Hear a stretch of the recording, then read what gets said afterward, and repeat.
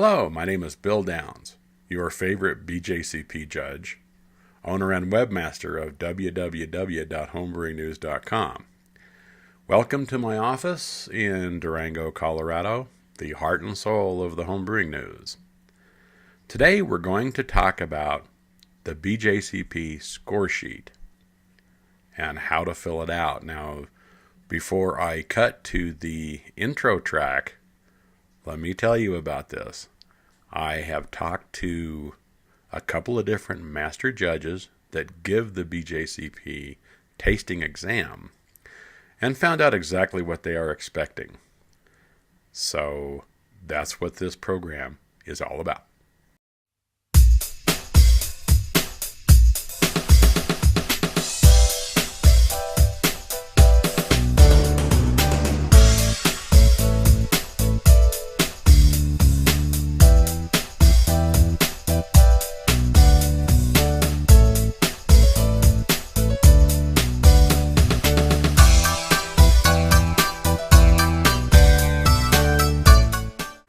Okay, what I have done, I have put together a little slideshow based on my talks with a couple of the master judges that I've talked to concerning the tasting exam.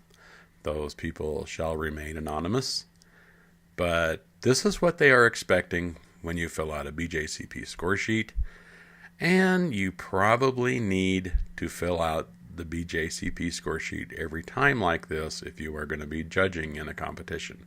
So here's the slideshow. In this segment, we are going to talk about filling out the BJCP score sheet correctly and what the graders are looking for if you're going to be taking the BJCP tasting exam. These things are important in your exam, and we will go through them one at a time. Here is an embedded form, and this is the actual form itself. Be sure to include your name, ID number, and contact information. You noticed in the bottom it says you can use Avery Label 5160 that fits in the same footprint. I also know judges that actually have stamps made that fit in that same footprint, so they don't have to write that out. Now that is very nice to have. In this section, you need to fill out your rank or status, be you apprentice, recognized, certified, national, etc. Now, this particular form I downloaded off the website. I have never seen this section, but if you do get one of these, be sure you fill this out if any of this applies. I know I have coordinated several different judgings, and I have had to use Cicerone judges from time to time. This is where you fill in your qualifications if they are not BJCP. Be sure and add the category and the subcategory, and also spell out the subcategory. And this is very important. Be sure the entry number is verified and correct. Special ingredients need to be listed. Be sure and check the bottling. Now, I've seen a lot of competitions where judges don't do this, but the graders do look for this. This part is a little checklist, and that does a couple of different things. That helps you identify what you are sensing. So it is nice to be able to fill this out during the process of evaluation and use it for a reference.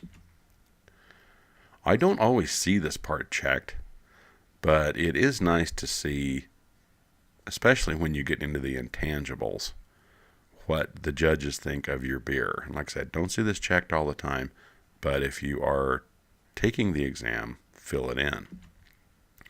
Here is the scoring guide. Now we are going to talk about how you use the scoring guide as the slideshow proceeds. Let's go to the aroma section, and you're going to hear me say this in every part. Fill the lines in as much as possible. If you're only doing one or two sentences, the judges will think you're either not perceiving enough or that you're not articulating enough of what you sense. So you're going to see this in every slide. Describe all you detect in the aroma. And also be sure to describe what you do not detect. Now, this is important for two reasons. This is important because you will be filling in the lines, but also in the style guidelines, if it says specifically no diacetyl, you want to write no diacetyl. If it says no fruity esters, then you want to write no fruity esters. So it's as much about what you do perceive as what you do not perceive. Appearance. Once again, fill in the lines as much as possible and describe all you detect in appearance, but be sure to include a general description of color. Now, I'm going to say don't go for an SRM unless you have a chart. The judges aren't looking for that. What they are looking for is a general description of the color: brown, dark brown, black, copper, etc. Head color, head retention, head texture, and clarity. Flavor. Fill the lines in as much as possible. Describe all you detect in the flavor. Be sure to include comments concerning maltiness, hop sensations, fermentation characteristics, balance, finish, aftertaste, and of course, any off flavors that you detect. Mouthfeel. Once again, fill in the lines as much as possible. Comment about the body of the beer, about the carbonation levels, any alcohol warmth that you perceive, creaminess, astringency, and any other sensation or textures you detect. Overall impression. Now you will see a bold line in here, and there's a reason for that. Fill the lines in as much as possible. Comment on the drinking pleasure or lack thereof, and compare to stylistic accuracy. Note any faults detected and how to correct or improve the beer. That is very important in your judging exam for the tasting exam. You must be specific about any faults and possible corrective steps to take. That means you need to know procedures. That also means you need to know what can go wrong and how to fix it. Now, we talked about the scoring guide. There are two methods of scoring, and some judges use a combination of both. Some use one or the other. Personally, I like kind of mixing the two depending on how the beer scores in my mind as opposed to the individual components. There are two methods. Bottom up, which means that you're starting at the bottom of the form in the scoring guide and you're rating the overall beer first, and then you're going back up and filling in the individual scores in each category.